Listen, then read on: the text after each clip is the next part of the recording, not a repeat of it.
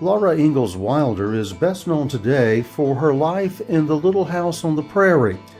For a time, however, she made her home in a little house in the piney woods of Florida. The story began on October 1st, 1890. Three of Wilder's relatives headed for Northwest Florida. Cousin Peter Franklin Ingalls, cousin Joseph Q. Carpenter, and brother-in-law Pearlie Day Wilder shoved off from Stockholm, Wisconsin in a sailboat of their own construction. Aboard this vessel, which they called the Edith, the trio sailed down the Mississippi River. P.F. Ingalls, P.D. Wilder, and J.O. Carpenter arrived in our city Thursday from Decatur in an open boat. They left St. Paul, Minnesota in the boat and traveled as far as Cairo, Illinois on the Mississippi. Took the Ohio River there, and going to Paducah, leaving the Ohio at that point, they took the Tennessee and went as far as Decatur, where they procured an ox team to bring them over the mountain to Gadsden. Here they launched their boat on the Coosa and left for the Gulf, their destination. They are men of means and are looking for a place to establish a sheep ranch. Report from Gadsden in the Birmingham Post-Herald, December 13th, 1890. Along the way, they sold trinkets and other items to help them reach Northwest Florida, where they arrived near Webb's Mill in Holmes County. 1 year later, Laura and her husband, Almanzo James Wilder, followed with their daughter Rose. Theirs was a hard-luck family. Laura had lost a 12-day-old son. Their crops were devastated by drought, and even the family barn burned down. Almanzo was partially paralyzed by a bout of diphtheria, and the family was in serious trouble. After living with her parents, Caroline and Charles Ingalls, for a time, they set off by train for Florida, where they hoped the warmer temperatures would help with Almanzo's condition.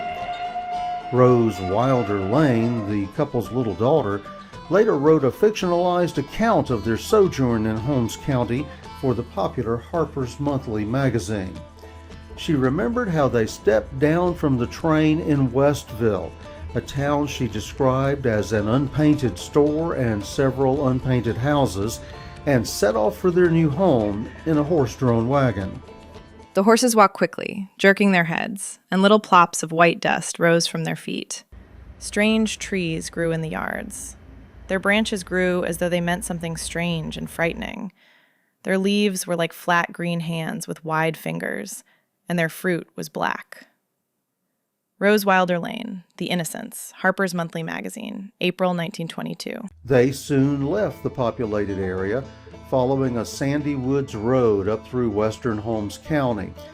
Today, it is a diverse farming community, but in October 1890, the region consisted of sparse, barely populated longleaf pine woods. "Here we are in the piney woods," said Father. The white road went curving between straight, tall, gray trees that had no branches. Far overhead, their green-black tops whispered breathlessly, without stopping, telling something terrifying. The gray trunks stood still in a gray light. They knew, but they were silent, and the pale ground looked up at them. A smell of dampness and of wet paintbrushes was in the air. Rose Wilder Lane, The Innocents, Harper's Monthly magazine, April 1922. Rose remembered that her father tried to keep the family upbeat, but the cheerfulness in his voice sounded false. Her mother, she wrote, cried out as though someone had struck her. Laura began to wail, which started little Rose doing the same. As she later remembered, nothing felt safe to them. The story describes Holmes County as a dark and haunting place, strange to the Northerners. The Southerners of the neighborhood considered them equally strange. Rose's account described the strange dynamics between the two branches of the family. They finally arrived in the Poplar Head community just south of the Alabama-Florida state line. The house there was new, and Rose remembered its pine wood smell and bright new boards. There was much to explore, but the little girl was warned to be careful. The piney woods had no leaves, only long things like red and brown darning needles. She must not go too far from the house. There were snakes in the piney woods. She might go with Mother to bring water from the spring. The water came out in the ground and made a little pool that twisted in the middle. Then it ran stealthily away into shadows. The air was thick and moldy with smells, and by the water grew a fascinating, horrible plant that ate flies. Rose Wilder Lane, The Innocents, Harper's Monthly Magazine, April 1922. Rose remembered growing peanuts and picking them off the vine by hand. Her mother roasted them in the wood-fired stove. She also recalled how she and her mother set out by foot to visit nearby relatives, finding their home to be a log cabin with animal skins hanging on the walls. There were chickens pecking at the bare ground and a pack of hound dogs that growled at them. Her uncle's wife shushed the dogs. "Hush up, you ornery dogs. I'm right proud to see you all," she said, looking at Mother's calico dress. "We all ain't fine like Northerners, but such as we got is good enough for we'uns. Light and come in." Rose Wilder Lane, The Innocents, Harper's Monthly Magazine, April 1922. The house was probably not unlike the Keith cabin, a log cabin of that era that stands nearby. Surviving log cabins from the era of Laura Ingalls Wilder are difficult to find today in Northwest Florida, but there is one you can see. This is the historic Keith cabin. It is in Holmes County. It is just east of where Laura and El Monzo settled in 1891. According to Rose, she and her mother went inside the little house where they found shoeless women and shoeless children gathered around a fire cooking corn cakes in the ashes. The relatives had few teeth and wore simple gray dresses, she wrote. One elderly woman humorously offered Rose a dip of snuff, but when Laura said that she was too young, the woman laughed and proclaimed, "My children's dipped snuff since they was weaned." The summer heat and humidity of Florida was a new experience for the family from the upper Midwest. It did not help Alonzo's condition as hoped, and Laura soon decided that enough was enough.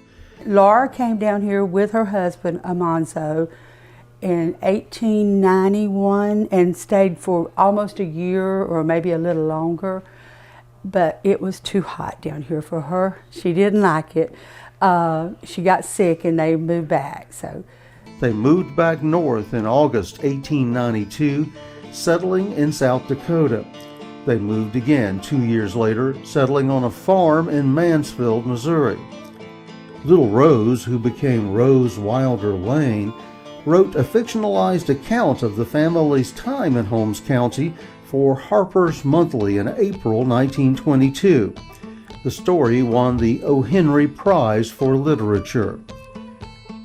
The little girl, who lived in Holmes County at the age of 3, became a noted author and writer, spoke out against segregation of the races, and was an early leader in the libertarian political movement. Rose even visited Joseph Stalin's Soviet Union and became a firm opponent of communism in the United States. In 1930, 1 year after the devastating stock market crash of 1929 and beginning of the Great Depression, Laura asked Rose's opinion of a manuscript she had written about her childhood. With significant help from Rose, the book was revised, expanded, and published in 1932 as Little House in the Big Woods. Little House on the Prairie and other books followed, with the Little House series becoming one of the most famous book catalogs of the 20th century. You will find the Laura Ingalls Wilder homeside marker on Holmes County Road 163, just north of Mims Road, not far south of the Florida-Alabama state line.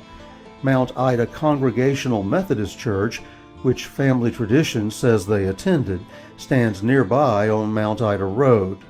Laura Ingalls Wilder lived to the age of 90 before dying on February 10, 1957. Rose survived her mother by 10 years. Melissa Sue Gilbert famously portrayed Laura in the television series Little House on the Prairie. My grandmother, she used to tell us, we used to watch Little House on the Prairie with Michael Landon all the time. And she'd say, I think we're kin to that Laura Ingalls.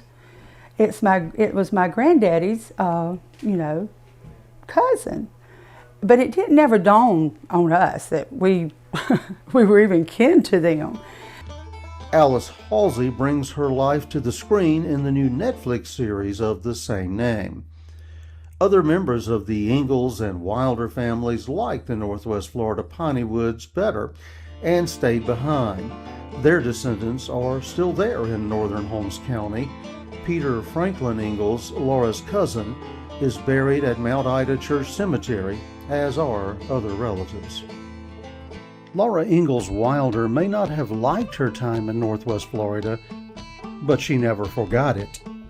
With our little daughter, Rose, we went to live in the piney woods of Florida, where the trees always murmur, where the butterflies are enormous, where plants that eat insects grow in moist places, and alligators inhabit the slowly moving waters of the rivers. But at the time, and in that place, a Yankee woman was more of a curiosity than any of these. Laura Ingalls Wilder, Autobiographical Sketch, 1931. Exploring the Lost Year with Laura Ingalls Wilder in the piney woods of Florida. I'm Dale Cox for 2 Egg TV.